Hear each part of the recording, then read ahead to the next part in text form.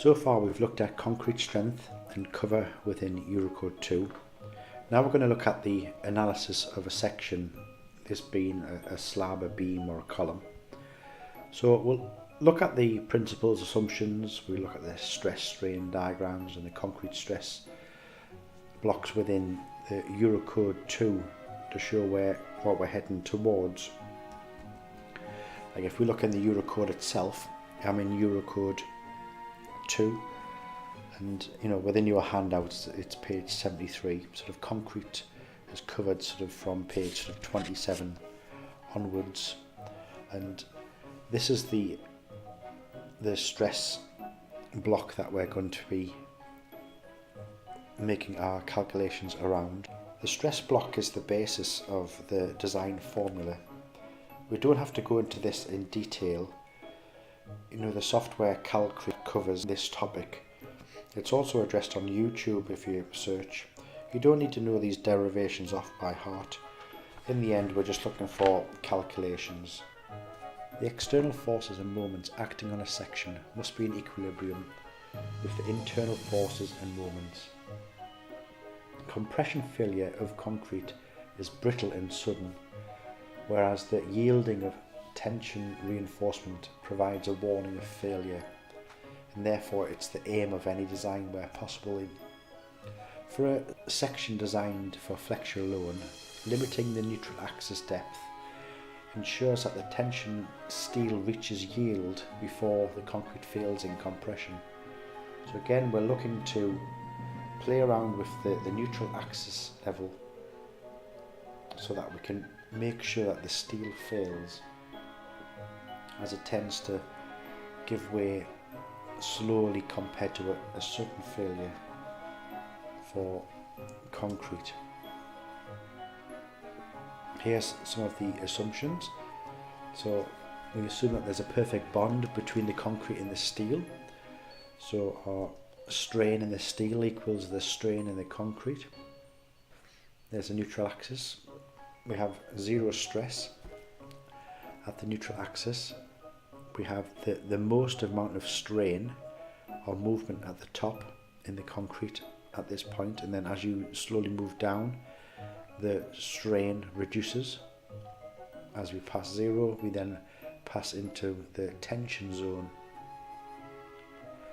and our tension strain is held by the steel. When we come to design the concrete, you'll see that the compression is taken by the concrete area above the neutral axis. When we come to look at the tension below the neutral axis, we assume that it's taken only by the steel. We actually ignore all of the concrete.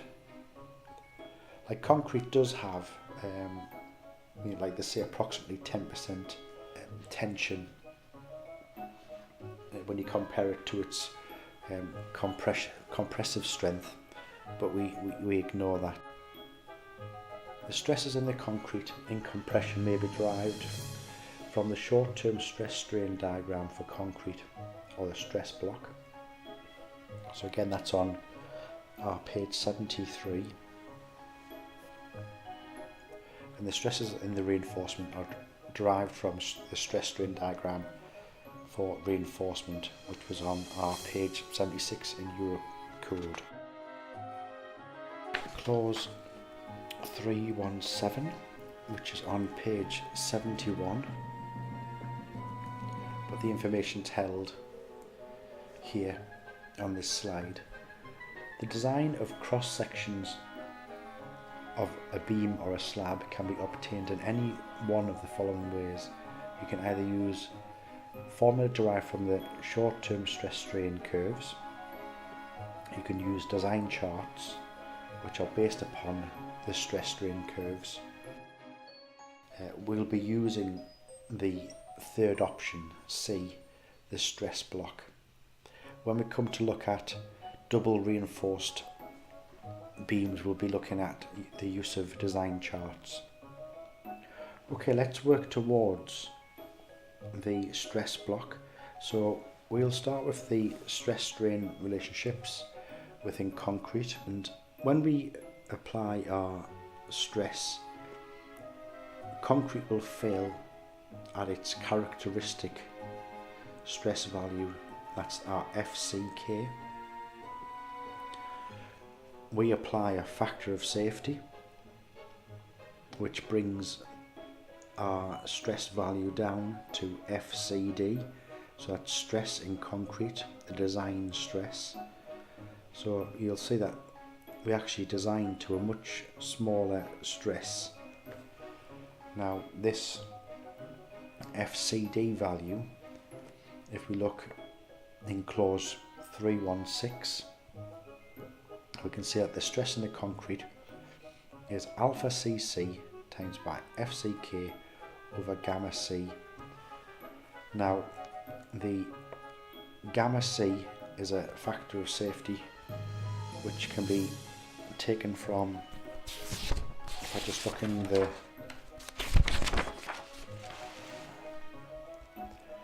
code on page 67, we've got our gamma c is 1.5, and our gamma s for a little bit later on is 1.15.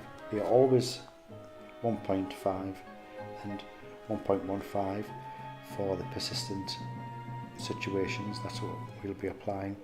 We'll never be using pre-stressing steel, and we will not be looking at accidental damage.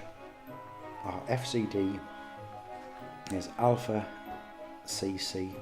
Now what that is, that's a factor that takes account of the difference in between loading something just after sort of 7, 14 or 28 days compared to a concrete building that's been in place for sort of tens of years. And that value, alpha cc, if you go to the national annex, you'll see that it is 0.85. Like if you follow the note for alpha cc, you'll see that it should lie in between 0.8 and 1. The recommended value is 1, but for the UK, our alpha cc is 0.85. When we have 0.85 divided by 1.5, we've got 0.567 as a factor that we multiply by the characteristic strength of concrete to get the design strength. This is how the stress block is put together. So we've got our rectangular beam of concrete with reinforced steel, compression at the top, tension at the bottom, and then we've got this stress strain diagram that we've just seen in figure 3.3. Within this diagram, our maximum strain is on the right hand side of this diagram. The maximum strain in compression will be at the top. So what they do is that they take the stress strain diagram, they rotate it and apply it where the maximum strain is at the top of the beam, and then by the time we get down to the neutral axis, we'll have zero strain and zero stress.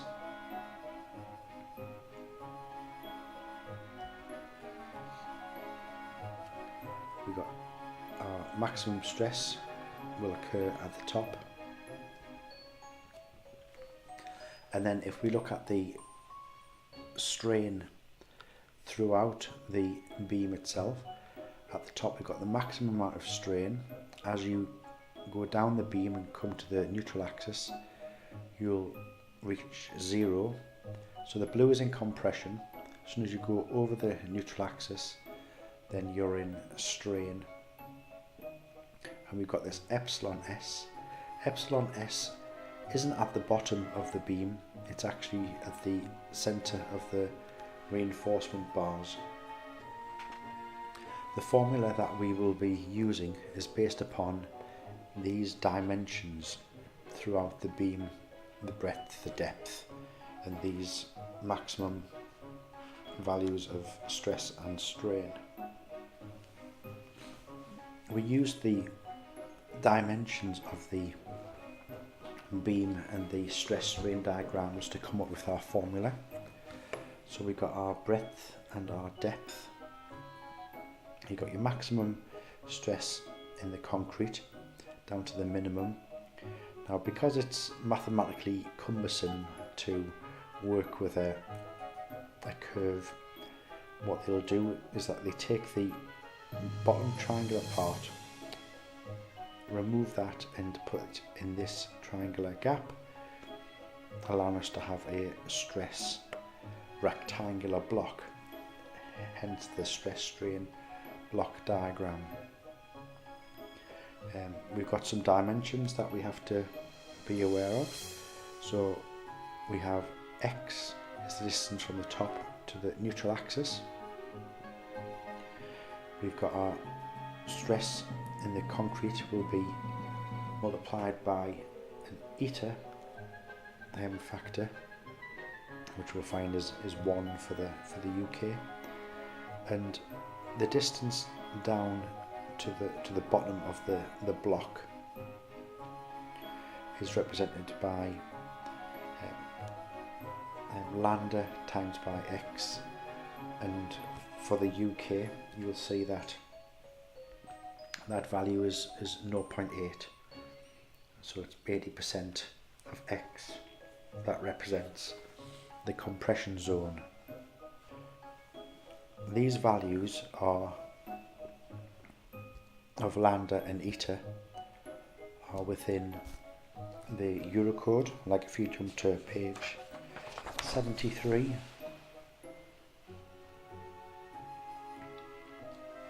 you can see these values. There are formula to work to, but as long, in terms of lambda, it must be less than or equal to 0.8 in equation 3.19. And then you've got eta, that needs to be sort of, again there's a formula, but it must be less than 1. Next we'll move on to the stress strain relationships within the steel.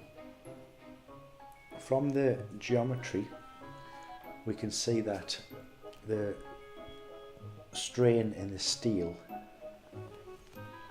can be this formula here.